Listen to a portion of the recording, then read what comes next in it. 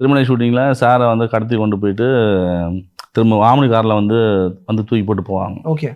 தூக்கி போட்டு வர அந்த ஷாட் வந்து அது மூலம் விஜய் சார் வச்சு ரமணா சார் எடுத்துட்டாங்க.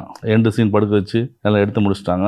எடுத்து முடிச்சதுக்கப்புறம் சார் கிளம்பியாச்சு. இப்போ அடுத்த என்னோட ஷாட் வந்து காரில் ஒரு 40 km ஸ்பீடில் ஆம்னி வந்துட்டு இருக்கோம்.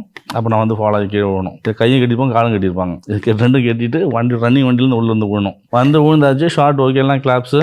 எழுந்திரிச்சா கையெல்லாம் சக்க பிச்சுட்டு இருக்குது. ஷார்ட் ஓகே, எல்லாம் ஓகே அப்படின்னு சொல்லியாச்சு. எல்லாம் ஹாப்பி ஆகி நான் அதெல்லாம் கழட்டிட்டு இருக்கிறேன். கழட்டிட்டு இருக்கும்போது கொஞ்ச நேரம் கழிச்சு பார்த்தா திரும்ப ரமணா சார் மைக்கில் கூப்பிட்றாரு. சாம், என்ன சார், எனக்காக ஒரே 1 more சாரிடா எனக்கு எட்டி பிடிச்சி முத்தெல்லாம் கொடுத்து செம்மையாக பண்ண ஷார்ட் சூப்பராக இருந்துச்சு. அவர் கண்ணெல்லாம் கலங்கிடுச்சு அவருக்கு. எனக்காக ஒரே 1 more என்னடா அது மாதிரி சீன் நான் அப்படி படுக்க வச்சு எடுத்துட்டேன்டா, இந்த சைடு தலை வச்சு எடுத்துட்டேன் நான்.